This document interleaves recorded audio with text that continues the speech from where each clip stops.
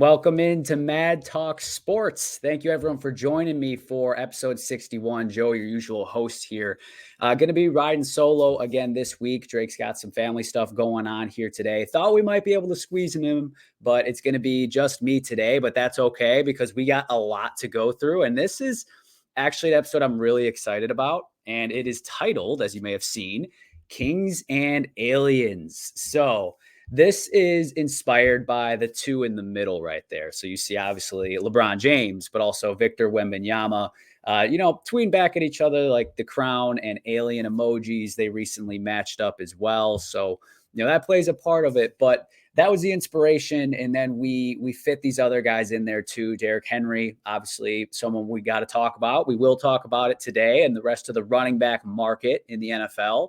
Saquon's included in there, as I had to include another football alien. So he's an alien in his own right. Don't forget what he did at Penn State and some of what he's done in professional football too. So that's Kings and Aliens. But within there, we have a lot to talk about on the NFL side. A lot of news came out with the NFLPA report cards. So we will be there. We got some Chiefs to talk about. Again, the running back market, specifically the biggest names in there, but dipping into some of the ones that aren't getting the glamour right now. And then we've got the return of Star Check, which this time is going to be all basketball focused. And we're going to use that as a way to have some interesting discussions about Jason Tatum, Nikola Jokic, among others, as we really continue to dive into the NBA as we really get closer to April, which we all know means playoff basketball. But without further ado, NFL report cards. And it's not a question as in, what are these? Obviously, we saw them last year, and they really kind of went viral. Like they got in everyone's eyes because of the Cardinals and just how bad they were across the board. Like they were basically an F at everything. And surprise, surprise, not much has changed for them. They were still really bad. But outside of the Cardinals, there was actually a lot on the report cards that was rather interesting. So let's start positive. Two teams at the top that were like far and away just like the above the rest. Like they were top 10 in every category, from ownership to coaching to training staff to treatment of families. They had 11 different categories within the survey. It was pretty far reaching. So anyone who might think there's outliers in here or like they only focused on certain things and it wasn't a thorough grade, it's just wrong, because this is a good survey. Like they got, I want to say it was 1,700 players, which you divide that out by 30 teams and you notice like, yeah, you might have had some outliers that said they were really good. Some said really bad, but for the most part, you're getting a wide viewpoint on this. So I know it's important to the NFLPA to do this, but yeah, back to the Vikings and Dolphins. That's impressive by both of them. That all accounts, they were off the charts. And let's go at the head coach standpoint. So Kevin O'Connell, obviously a new age head coach. He's that offensive guy. That's obviously the trend today, but also the leadership style, which we've talked about on this show to some degree. I know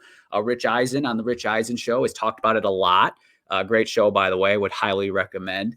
I would say the Kevin O'Connell and Mike McDaniel part of it certainly plays a role, because the vibe you set in a locker room means a lot. Now, other teams that had high-rated coaches ranked really bad in other areas, so that also goes to prove that the facilities and the actual investments that these owners are making are top notch. Like you go to the Vikings side of things, relatively new stadium with US Bank. They hosted a Super Bowl already, and they've just genuinely done things right as far as how they built it out. Because not all teams with new stadiums have done that. So you can't even just, throw it away, because the Rams and Chargers, interesting enough, were towards the bottom of things like treatment of families for not having daycare on site in a brand new stadium. And also things like the locker rooms being poor, which is just embarrassing with a brand new stadium. But for the Vikings, they seem to have done that right, and they're doing the people treatment things right with treatment of families, meal plans, and the travel is one that they did really well on too, which is good. So Vikings obviously got to do their part to be attractive landing spot, being a team in the in the Midwest, which isn't always the sexiest landing spot for free agents, but football is a little different. People do consider it, but the Vikings doing a lot of things right, and they're a relatively steady franchise. The Dolphins, I would say, if you went back like 5 years and if they were still doing these report cards, I don't know when they started, but I would be willing to say that 5, 10 years ago, the Dolphins were probably towards the bottom of the league in a lot of these different categories. It seems like a really recent trend of them getting all these things together. And a big part of that is obviously, again, Mike McDaniel, but also just the way that they're going about the people treatment side of things says a lot. So shout out to both of those teams for doing things the right way. Now they just need quarterbacks so that they can take that to the next level and actually get the championships that they have long desired. Number 3 overall, I was going to talk about them no matter what, as you guys know, but that's the Packers. They were 3rd overall. So really steady across the board. I think Matt LaFleur got like a B+ on average. So he's seen as like one of the better coaches, but also he's not afraid to hold you accountable. So I could see how he's not a perfect everybody loves him no matter what type of thing. The facilities, they ranked pretty good. They're pretty good at a lot of things and then really good at some things.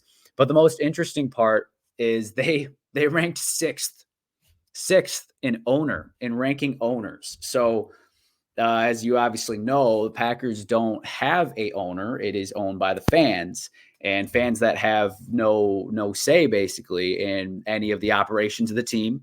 It's more so a donation to your beloved Packers than anything.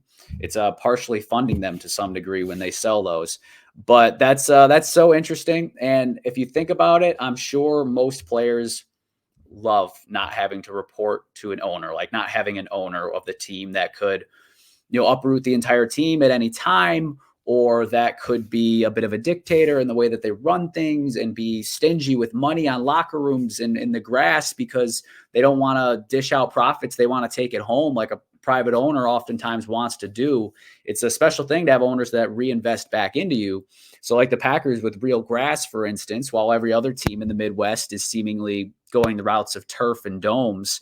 So that was an interesting thing, which if you actually think about it, it does make a lot of sense. So shout out to the Packers for doing a really good job at, all those things you can't control. Again, steady franchise and building a really positive culture now too. Mike McCarthy, I'm sure, played a hand in having a good culture as well, as the Cowboys ranked pretty good too, and so did McCarthy. So not bashing him in any degree. Now, to touch on a team that Drake would have wanted to touch on, but I would have kind of gotten a little surprised by regardless. The Steelers, 28th overall. And 7 categories, they were in the bottom 5. And the ones I can think of was ownership, which is a surprise. And it was training facilities, and it might have been training staff. I forget, but 7 categories where they ranked 28th or lower. There were 32 teams, FYI. So that was shocking. But they had one clear bright spot, and that was coach, where they took 5th, which is a really good spot. Mike Tomlin been long under fire, but if that survey is to say anything, he's the glue holding that franchise above water right now. And if anything, it's the guys upstairs that got to make some changes to get you guys back to where you want to go, because Mike Tomlin's doing his job. Mike Tomlin is doing his job. And I will cape for him. And I know Steelers fans personally that are ready to move on. But I've said it before on this show, and I will say it again until the day comes where it's no longer a discussion. Mike Tomlin is a fantastic coach and sets the culture for that franchise. He has set the tone, and people love to play for him, and that's obvious. So, not to mention his ability to handle the drama over the years and all of those things, and obviously the success and no losing seasons. Like, just get this man some help. How about that, huh? Remember the skit at a NFL award ceremony a while back, and it was the Aaron Rodgers translator, which was funny, and it was translated to, get me some help. Jordy's playing with broken ribs. The linebackers have never met each other. It's like that, but instead of for a quarterback, it's for a coach. Now, the last point on the NFLPA report cards that I thought was really interesting. So shockingly, the Chiefs were 2nd worst overall. 31st. It means they're in the same ilk as the Cardinals. The Patriots were pretty bad too, which you could make note of as well, but that's a drum that's been beat. For the Chiefs, like specifically, owner 32nd. The Hunts are the 32nd owner, and I'm going to stay on that point for a second. Because with some of these other things that are bad, like training staff was also 32nd, a lot of those are coming from the owner's pocketbooks and what they're willing to invest and who they're putting in who they're putting in positions of power. So to some degree, you could argue things like training staff and the equipment room and the locker room, like the way that you invest in those is how the players are going to see their owner. Like if you're not spending money to have top of class equipment, top of class people, like, yeah, they're going to look at you as stingy. So that might play a part. But I will say with when you hear Hunt speak, like even just at the Super Bowl this past, just a couple weeks ago, I feel like you see it a little bit. It's like kind of like, I know they're very successful. And I'm sure he plays a big part in that, but I also could just kind of tell he's probably really hard to work for. And that happens, and that's okay. Like Michael Jordan was hard to play with. That's what everyone says. And that's what he says in The Last Dance. Like, if you don't want to play that way, don't play that way. And you see it like that. You see it in business. You see it with the Patriots, with Belichick. Like, there's some people that are excellent, but hard to work for or hard to work with. And I think that could be the case with the Hunts in Kansas City. But as long as the success is good, that's fine. Even though nothing ranked in the top half except for one thing. Andy Reid. He was the number one voted coach. Obviously, when you're a two-time defending champion, people are going to look at you in a positive light. But the other point that I have on the Andy Reid side of things that doesn't get talked about enough, the Chiefs were meddling at best before Andy Reid got there. Not a historically great franchise. They had some decent years over the years, but for the most part, middling. And people want to point to the Mahomes side of things a lot, but the Chiefs with Alex Smith and Jamal Charles were really freaking good. And those teams were better than they needed to be. Andy Reid turned that culture around in Kansas City. And he obviously set them up to have the foundation to when you do strike gold, you do get that generational talent in a Patrick Mahomes. Once you do land them, you, of course, need to have the right things in place. And Andy Reid was able to accomplish that in spite of other things that are lacking, like investments in facilities and the ownership group being perceived in a negative light. Andy Reid is, in a lot of ways, what built this dynasty, and the most important piece, even more so than Mahomes. You could make that argument, not taking any greatness away from Mahomes, not at all, not even a little bit. I'm simply saying people take it for granted what Andy Reid built in Kansas City. So let's stay on the Chiefs side of things, and we got to start with a little bit of potential bad news for them, though. A potential exodus from Chiefs Kingdom. So they got a lot of guys that are, up for contract that puts them in a rough spot.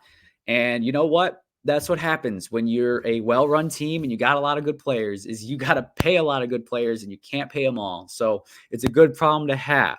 But specifically, they did tag Ladarius Sneed. They made him aware that they were going to tag him and allow him to seek a trade.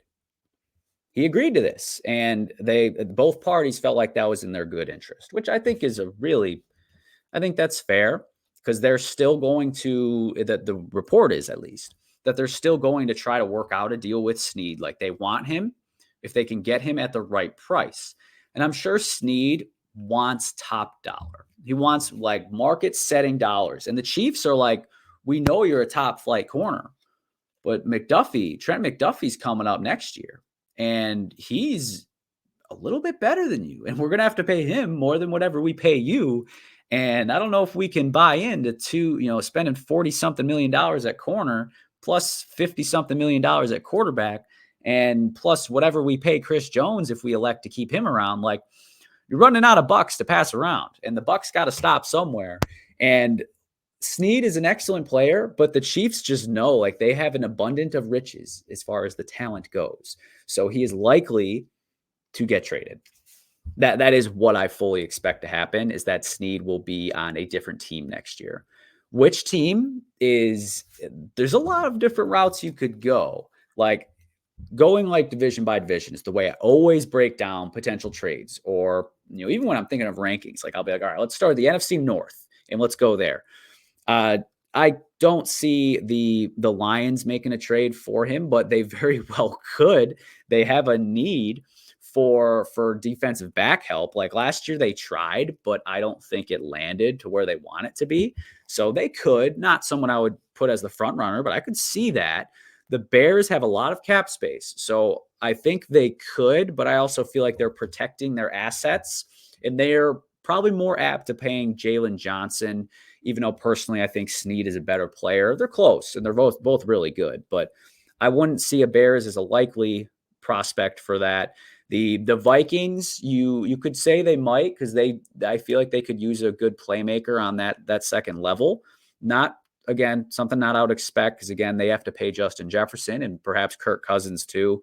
So that's a hard sell. Obviously, I'd want the Packers to do it, but I don't think the Packers are looking to push their chips into the middle for Snead. I think their priority is re-signing Jordan Love, figuring out where they're going to allocate money at safety. And then outside of that, it's going to be built through the draft like it historically is. So there goes that division. Potential landing spot in Detroit, but unlikely. NFC South, the Buccaneers are still not in a great cap space. They got a lot of pending free agents with Winfield and Baker and Mike Evans, so they're out. The Saints are in cap hell forever. They're out. The Panthers are not in a spot to be giving away assets. They need every able-bodied man they can find. They're out. The Falcons have a flat-out good defensive backfield and a good defense overall, but I don't think that's where their focus is. I would count them out as well. So right now, our strongest suitor is the Lions. We're through a quarter of the league there. Finishing up the NFC East, I don't think the Eagles can afford it. I don't think the Cowboys can afford it. I don't think the Giants would do it. Commanders is a maybe, so there's another potential option there. They did pick up some chips with moving some pass rushers over the course of the year. In the West, the Niners can't afford it, even though they always pull money out of their ass. The Seahawks, I don't think they want to, because they have Witherspoon and they also have Woolen. So like they're set at corner. The Rams, that would be interesting, but I wouldn't expect that. That'd be a surprise. Perhaps the Cardinals. So not a lot of opportunity in the NFC, just a handful of teams. I guess I would expect Washington. Honestly, I think they're a team that's going to be aggressive this offseason and making some moves. So if I had to bet on it, I'd say Washington. Or back with the Chiefs. That'd be kind of cool. Okay, well, the next spot we got here is back in black. Not AC/DC, but we got to talk about the Raiders. And specifically, let's talk about Davante Adams. So they made it known. The Raiders are making it known that they have no plans to trade Davante Adams. I believe them. I don't think they want to trade him, but I do think teams are going to call them and say how much for Davante Adams. I think they're going to be delicate. They'll say, hey, in a hypothetical world where you guys needed more cap space, you needed more draft capital, how much would it take for Davante Adams? I could see teams reaching out and floating that. And I think the Raiders should listen. They shouldn't necessarily seek it out, but listen, because I do think they're in a tough spot being in the AFC West. I do like how they finished off the season, and it's promising with Antonio Pierce potentially setting the culture there. But they do certainly have a far way to go if they're going to catch up to obviously the Chiefs, but also I feel like the Broncos are going to continue to be competitive. And I think the Chargers under Jim Harbaugh are going to be sneaky dangerous. So they should consider offers that they get in case there's a package that can help them change their franchise, which will have to come from getting a quarterback. That's what it's going to have to come down to. And that you could say the same thing for the Raiders or the Broncos, but for the Raiders especially, because I think they have an empty bench, an empty seat, an empty chair at the quarterback position. Like Aiden O'Connell's not the guy. And I do know a Raiders fan, And I talked to him about his thoughts on Derek Carr, how he felt when they let him go. And he was a Derek Carr guy, but apparently his friends kill him because they say, well, you're fine with mediocrity. And I was frustrated with it at the time. I still am. But if you're going to do that, you got to upgrade then. You got to take some swings because Aiden O'Connell, he's fine to plug in for some games, but I do not see him as a franchise quarterback. And I think this franchise's number one focus should be on trying to find one. Now, you're the reverse on that would be, well, when you find one, you want them to have Devontae Adams, which is true, but also Devontae Adams is, I want to say 30 years old now. Like let's look that up. Like he's been around. He's 31 and he'll turn 32 within the season. So receivers past 30 aren't always the best investment. Someone offers them a first round pick, they should do it. Josh Jacobs is someone we'll get into again, but for now, what should the Raiders do with him? And I think last week we did tag him, bag him. Josh Jacobs, they should tag. You know, you're not going to get much for him, but he's basically the face of your offense right now. And I thought about it again over the course of the week, so I feel better about that answer at this point now, especially as I think about the quarterback situation there and Devontae and just you do want to keep something, but if you're going to keep something, you should keep a less dependent position, like a running back where they can influence the game on their own. Obviously you need the line to make holes, but you know what I mean. It's less dependent than a receiver.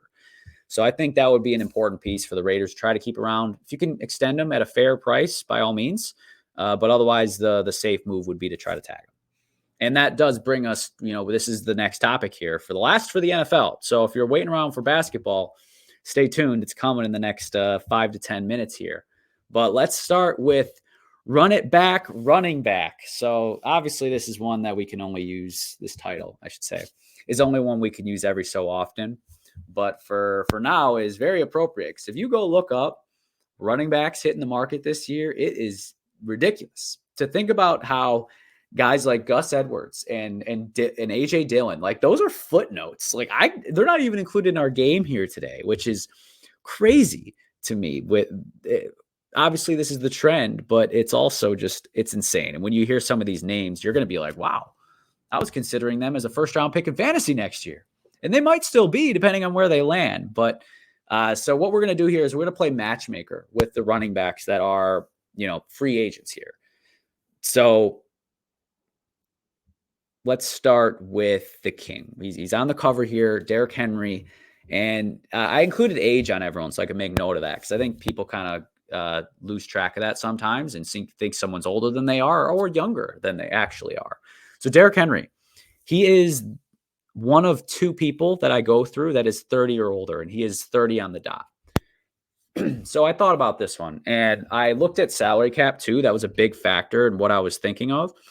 And again, think of how I go through or how I went through the Snead side of things. I go division by division in where I think there might be potential landing spots because I don't want to miss. You look at the NFC. Lions obviously don't need a running back. They obviously don't, even though they might get one just because that's what the Lions do. But that would be more of a cheap asset and through the draft than signing a Derrick Henry.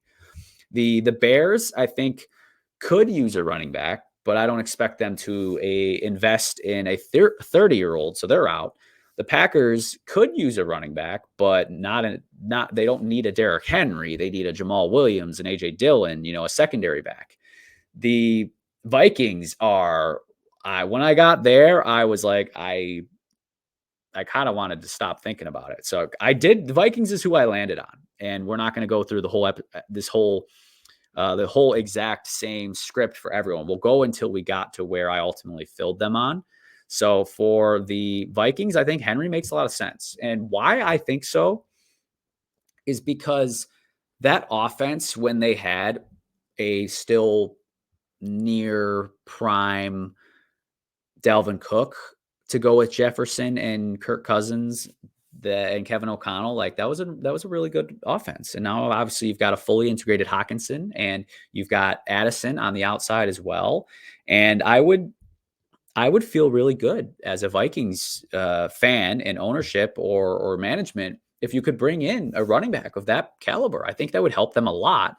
And their window for now, at least, based on how things are constructed. If they're bringing back Kirk, their window is now.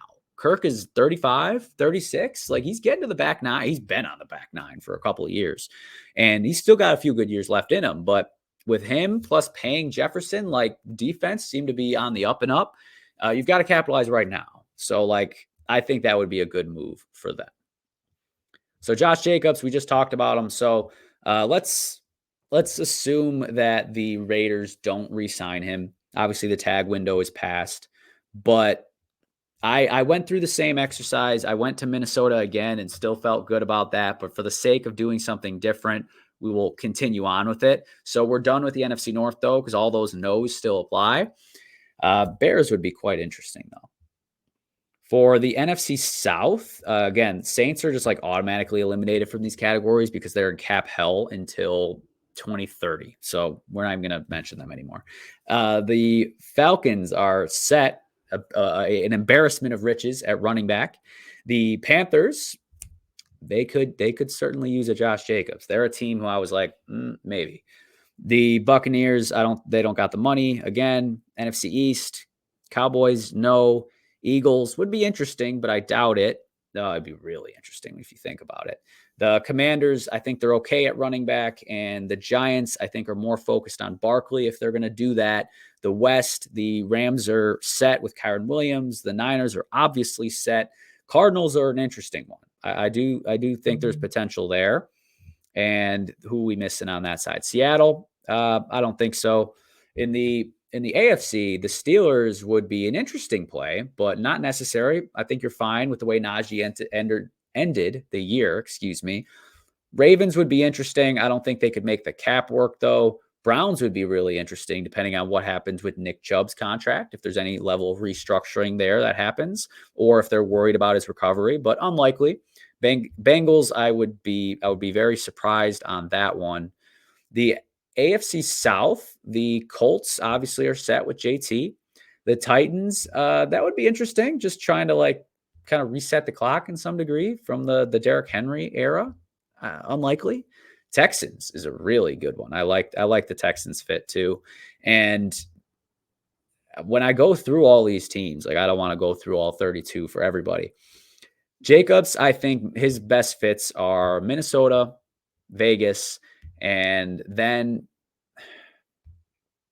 if I had to think of one more, I'd say Miami, because Miami had been linked to Henry, but if anything, I feel like Jacobs would make a little bit more sense because he still has that home run speed that prime Henry would have had to some degree too.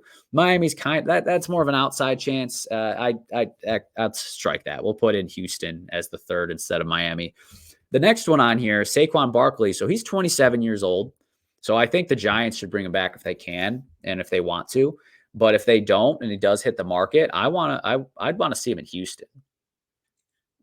Saquon Barkley as a Houston Texan. Imagine CJ Stroud behind a hopefully healthy O-line with Saquon Barkley at his back, with a healthy and better Tank Dell out wide, with a Nico Collins a year better outside, with Dalton Schultz at the tight end position, and with Bobby Slowick calling the plays. And don't forget where Bobby Slowick came from now. He came from a 49ers staff that turned McCaffrey into a tarnished product. Is that fair? Injuries, mostly injuries, but a product that had lost its luster after he had the 1,000 season, and made him into the unquestioned best running back in the game, which I think is obvious. We're all seeing that, but had been put into positions where you see the versatility. You give Saquon Barkley to the understudy of Kyle Shanahan, Bobby Slowick, to do the same thing, and you're going to get dynamite, because not only do you have that, you have CJ Stroud. CJ Stroud and Saquon Barkley would be a match made in heaven, and this team would be continuing to ascend very quickly. And the time to make a hefty investment in a position that is not one you typically pay for is right now when you're on the rookie deal for CJ Stroud. You do that right now. Next up, Tony Pollard. So this is a tough one. The Cowboys tagged him last year. He had a very meddling season. I want to see him go to the Cardinals. I think he'd be an interesting fit there. I think with the dynamic nature of an offense that's ran by Kyler Murray, I think having like a swift back like Tony Pollard that could be used in the receiving game a lot, I think that would be a sneaky good fit. Not one that a lot of people are talking about.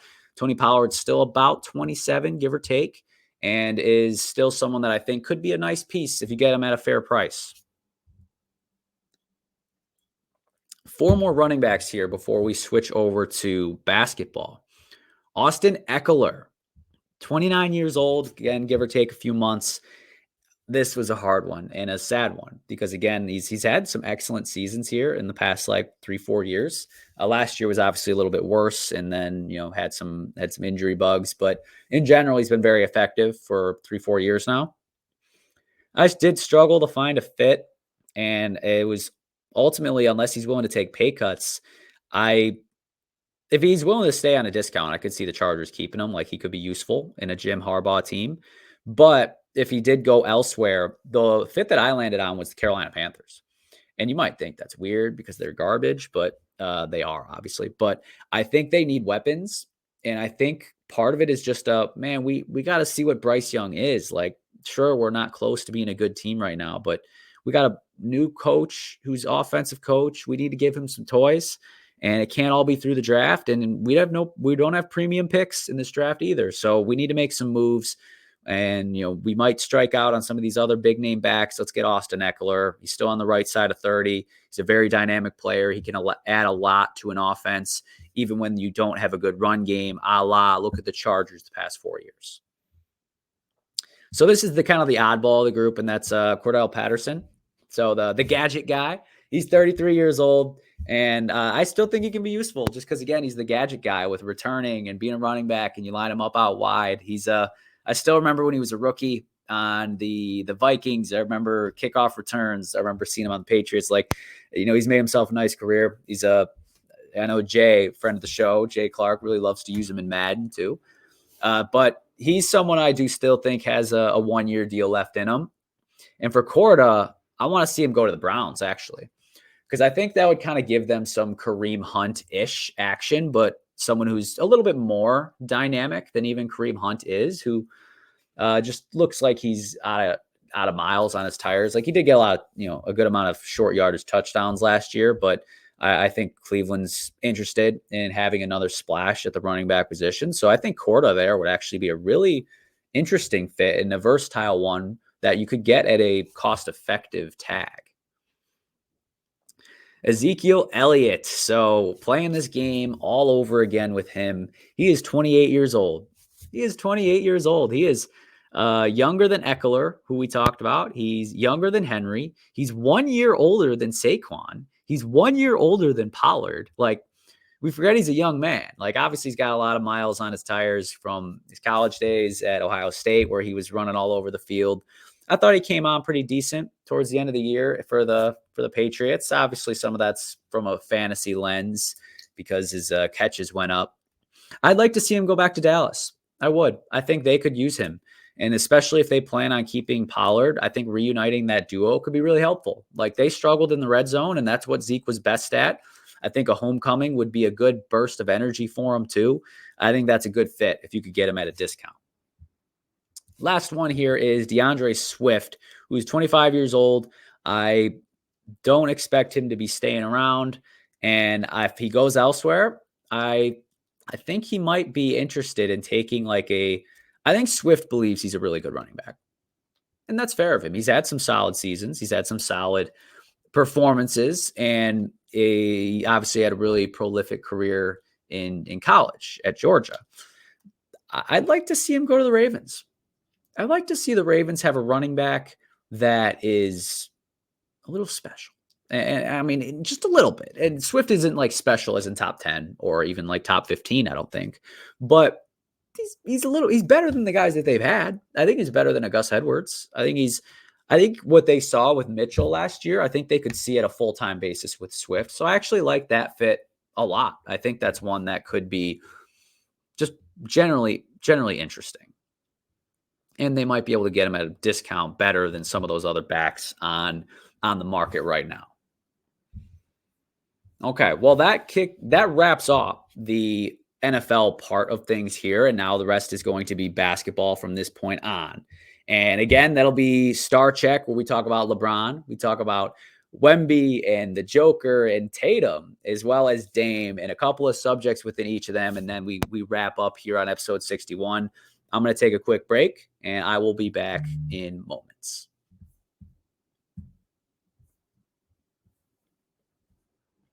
Hey, welcome back in, everybody. And we got some breaking news. It actually happened about an hour ago, so probably around the time I was starting to get ready for this. The Vikings have informed running back Alexander Madison today that they're releasing him. And it's obviously we're just talking about running backs, and it's one more I guess we could add to the fray here. One, this makes me feel stronger about my thoughts that they should go take a swing at a Henry or a Jacobs, because obviously they know Madison is not their guy long term.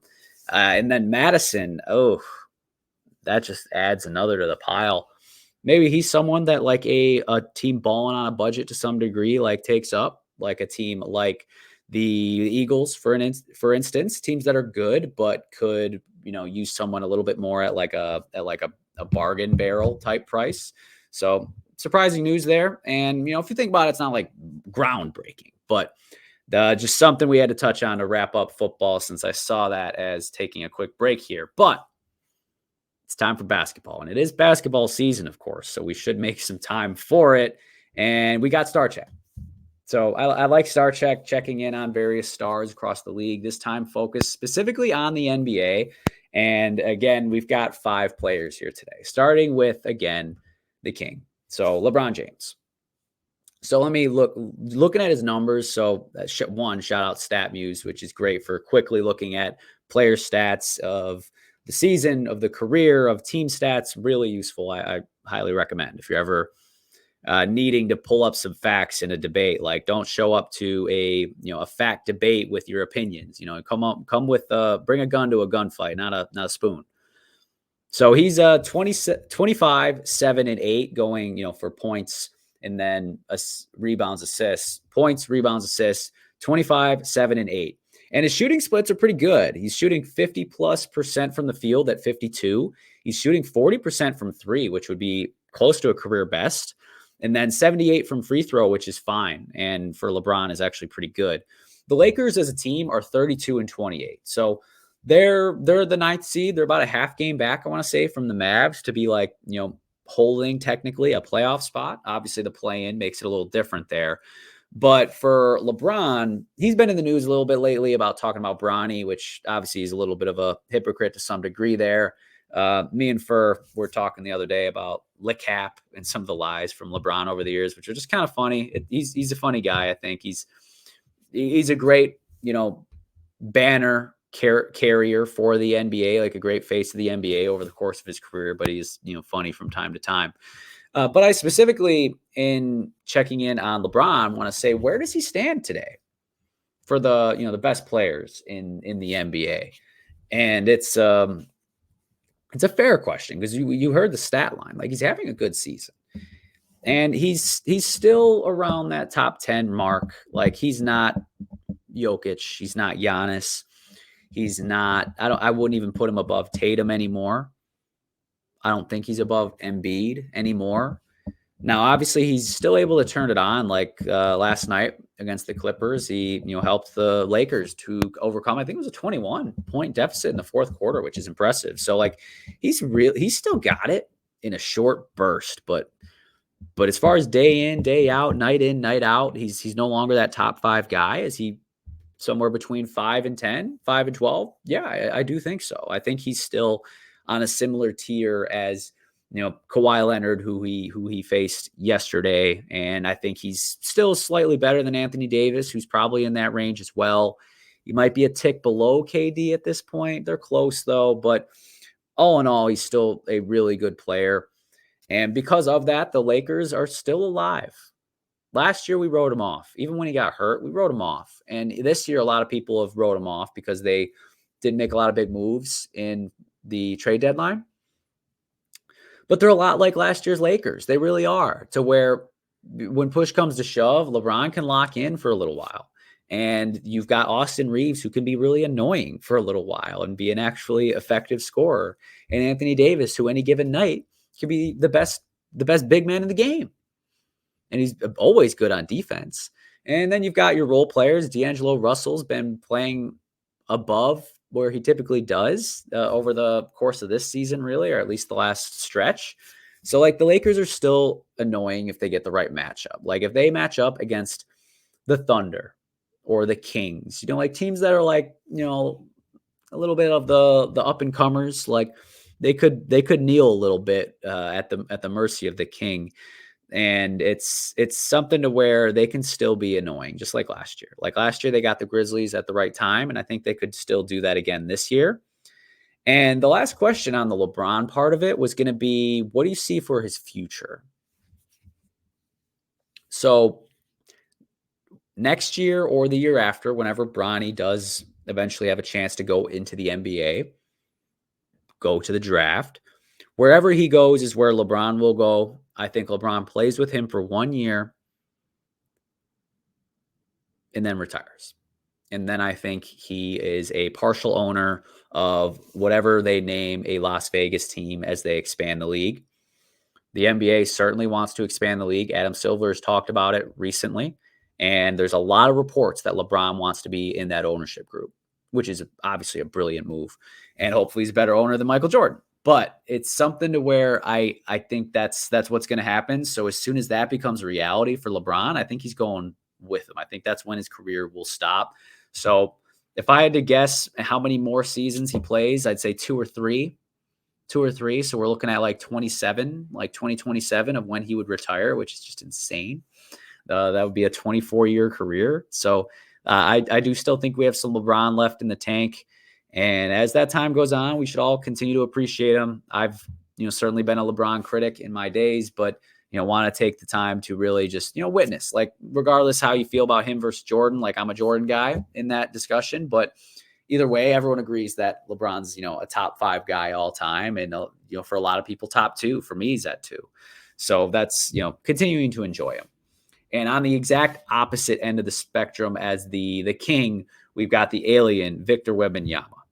So this I specifically wanted to check in with Drake. We got him a little bit when we had Kyle on a couple of weeks ago to kind of admit that he's doing, that he was wrong on Wemby. But Wemby, by the numbers, having a really good year. 20 and 10, which is one that's just good. Just 20 and 10, just one. It just sounds good. You love a 20 and 10 guy. But he's averaging 3.3 blocks per game, which is fair. He's lanky, and you'd expect it. But still, that's an impact. And it's 1.3 steals. So 4.6, I think they've been calling them stocks lately, or stacks. I don't remember what it is. I saw it. It's kind of interesting, and I like it because those are obviously both very important. So 4.6 or whatever you call those, stacks. And shooting splits they're okay. 46% from the floor. That's gone up over the course of the season. 31 from 3. That's fine. That's means you're like a Giannis 3-point shooter or an SGA. 81 from the free throw. You definitely like to see that he's dependable there, and you want to see him get there a little bit more over time. The Spurs are garbage. They're 11 and 48, since I'm going to be taking record into account for everybody here. So the Spurs stink. And for the season so far, the Spurs should feel great that Wemby is an absolute hit, because the hype was warranted. Like, he's obviously not top 5 in the league right now, top 10, he's not close, but you see it. You see that the bones are there. Now he needs to add on to those bones. He needs to get beyond skin and bone to actually be the muscle for that franchise. And I think he can. I think he will. I do think the hype was warranted. I did buy in without having been someone who watched a ton of him besides a handful of highlights. And it's not someone I was early on or anything like that. I jumped on the train for sure on that one. But for the Spurs, what do they need to do? What do they need to do? And it's obvious they got to get him a guard. It's well documented. You watch anybody, you listen to anybody, you watch the games. They just have no guards. I remember one of the first games of the year that I watched was Bucks Spurs, and the Bucks were murdering the Spurs. But man, that was when the Bucks defense was bad too. That was when it was Adrian Griffin Bucks defense, where it was everybody do what you want, and they were they were making the Spurs guards just look terrible. So that the Spurs need to fix the guard position. They just need to invest in building around Wemby, because he's gonna be next year. This year's 20 and 10. Next year he's probably gonna be like a 25 and 12 guy, averaging 4 blocks and shooting 52% from the field instead of 46. Like, that's a pretty impactful player right there. Like, you need to start capitalizing on that right now. Don't forget, Tim Duncan was able to partner with David Robinson right off the jump in his career. So don't miss your opportunity to have history repeat itself to some degree. For his future, Wemby, I still feel like he's tracking for everything we were kind of hoping, is that he would be an all-time talent to where he's, potentially pushing that top 20 all-time conversation. Now, we're way too early for that, but it's all, you already know he's going to end up being at some point a top 10, top 5 player in the current NBA, which is no small feat. So shout out to Wemby for what he's done so far. Really excited just to see how that career grows for that alien. And him and LeBron side of things will be short tenured. You see, KD recently said, like, I'm glad I only have to be in the league with him for a small amount of time, which is funny. He's obviously being mostly peachy with that, but I'm sure there's some seriousness there.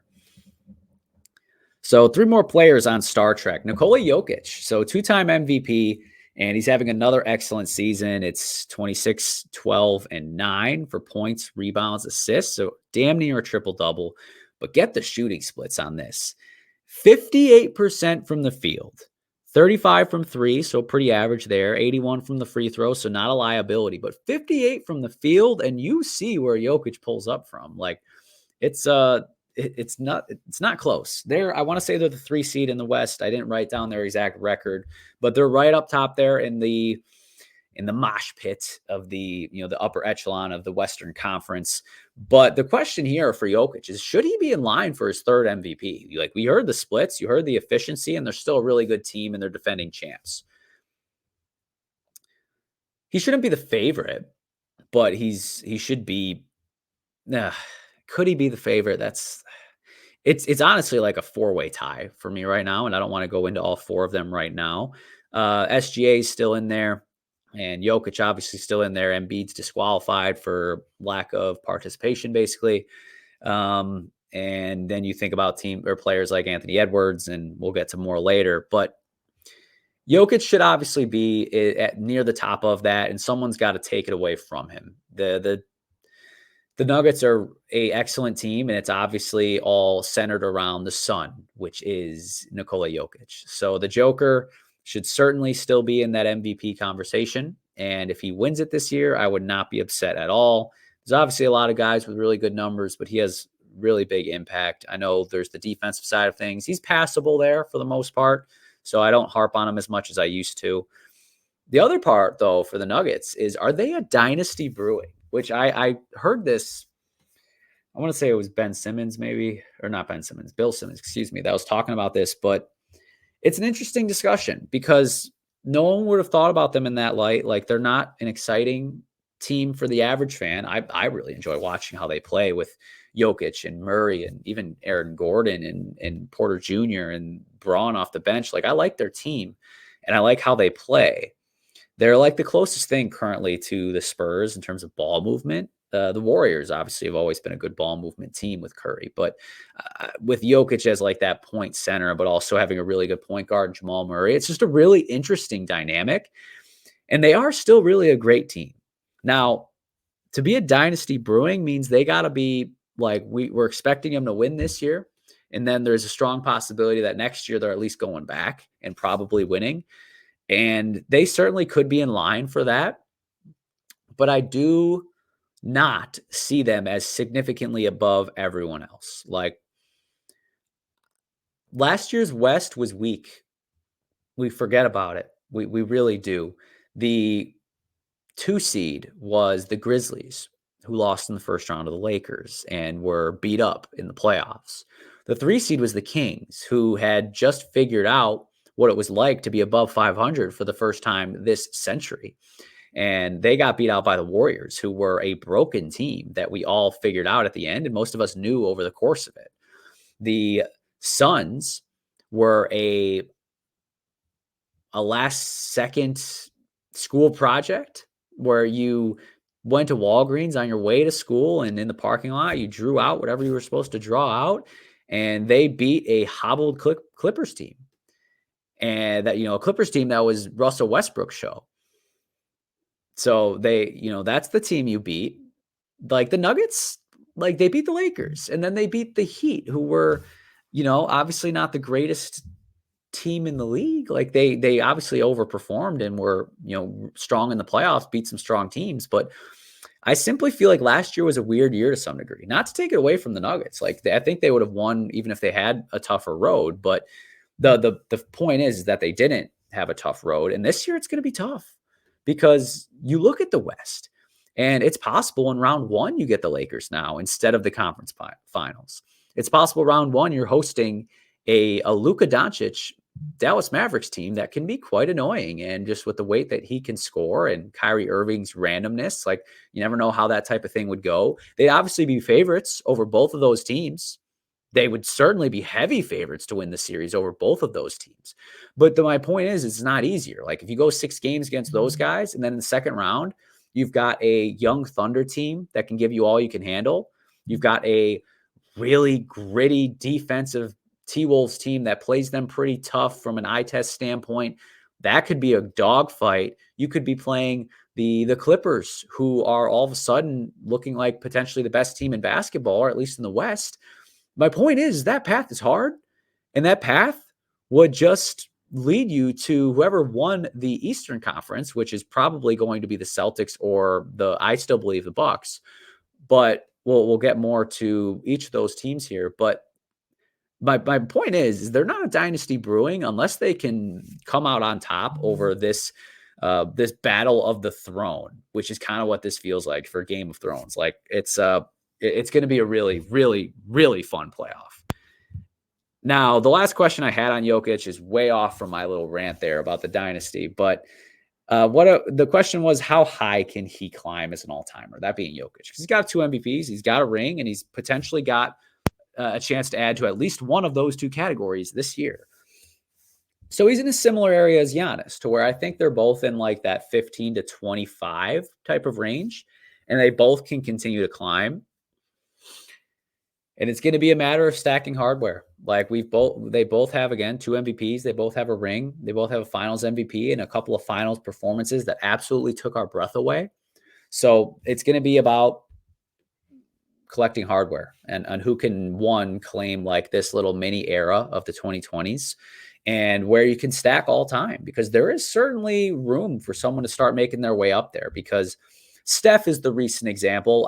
I'm considering LeBron as having made himself into that era, like 10 years ago. So like he's been there.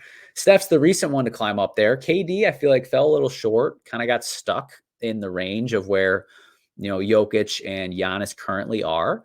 So Jokic, I think, can be, a top 15, top 20 player all time.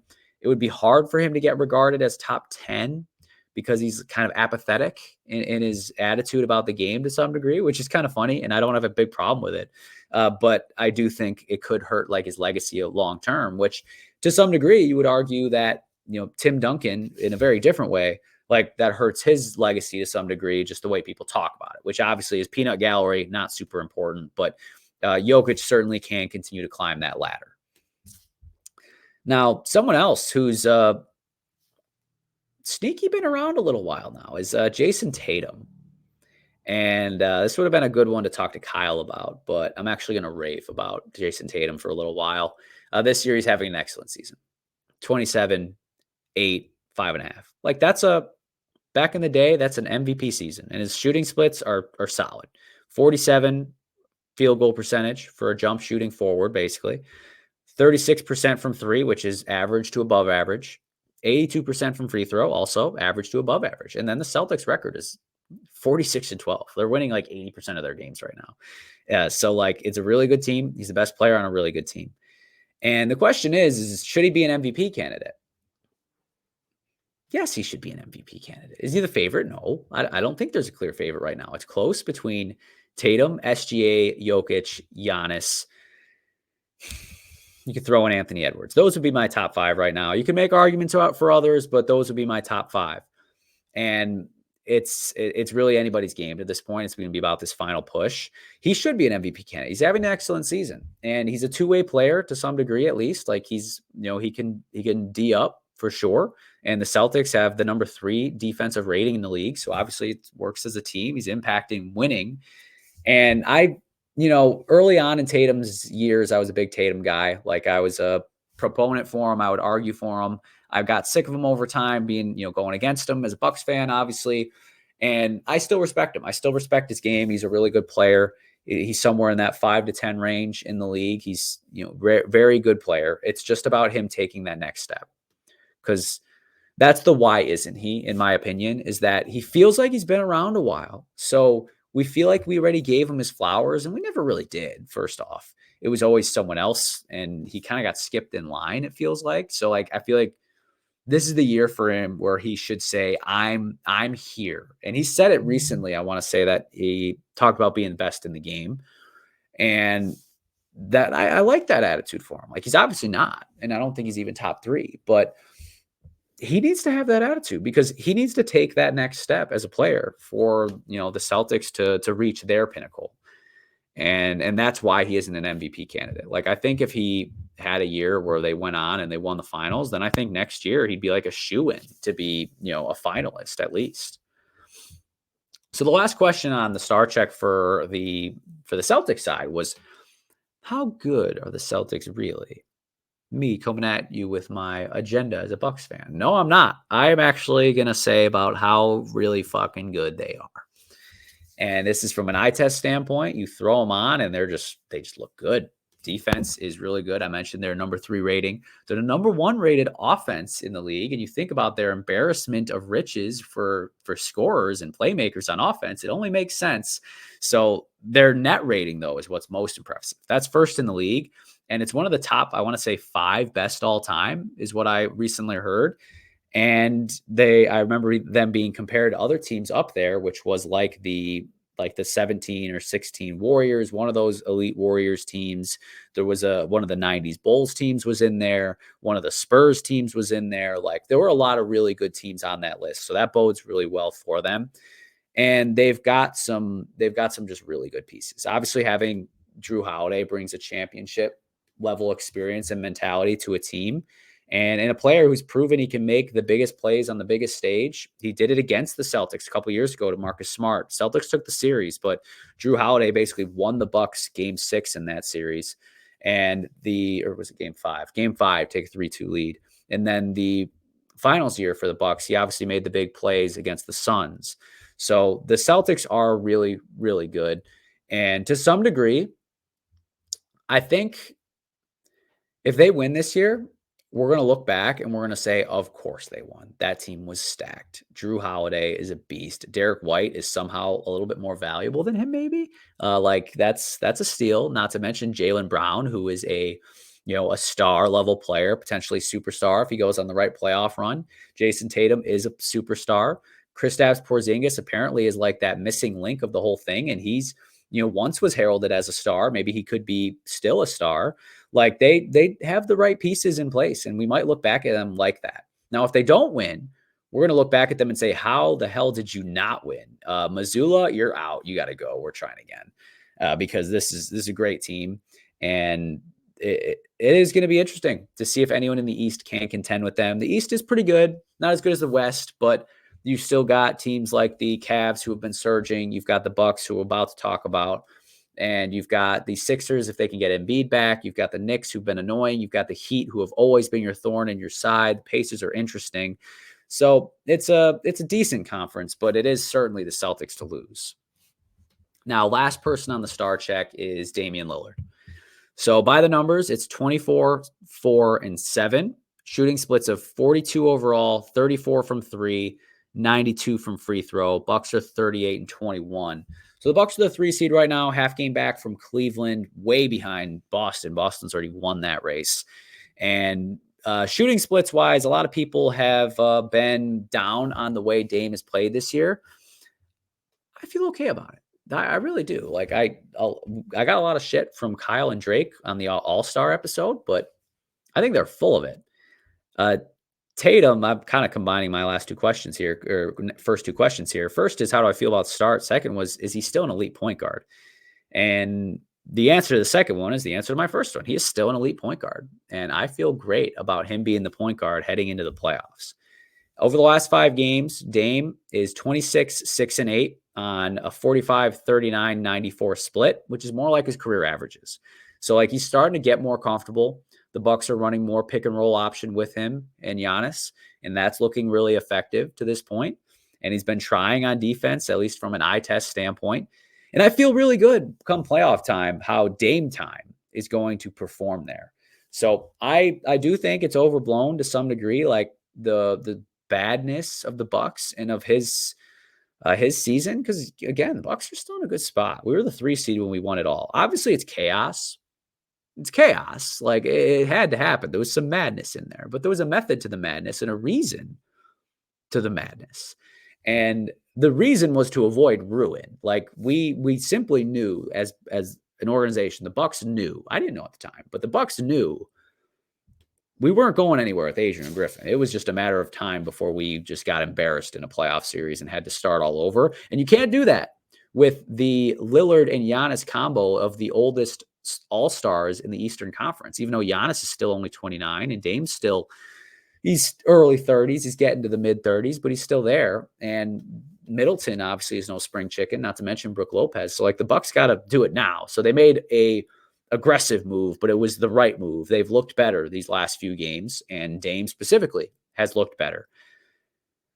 The other part of it for Dame, one of the big notes around him is people have been paying attention to his personal life. He's going through, through some things, and personally, like he's obviously a big adjustment moving to Milwaukee from Portland and not having his family around him.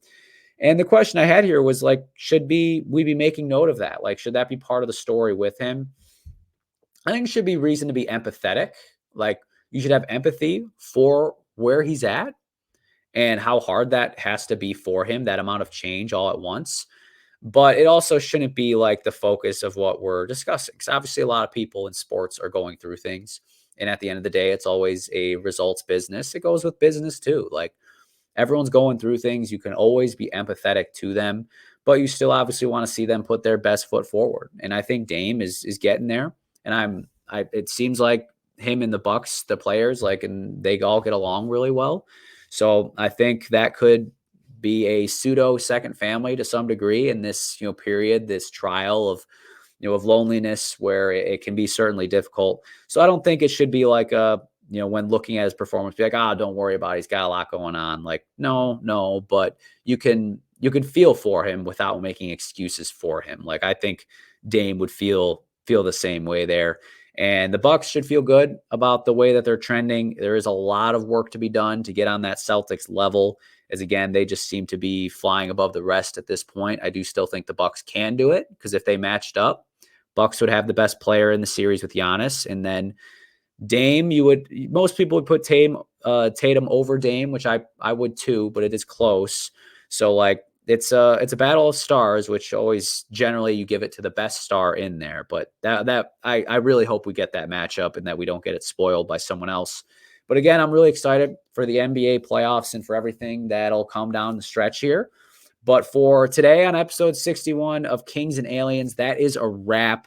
And as always, thank you everyone for joining in. It was a lot of stuff to fit in today, but it was a really fun one for me and a lot of good stuff to talk about there. Next week, we will be back, episode 62, coming again on Thursday night. In the meantime, make sure to give us a like, give us a follow. You can find us obviously here on YouTube, if that's where you found us, or Spotify. We're also on Instagram. It's all at Mad Talk Sports.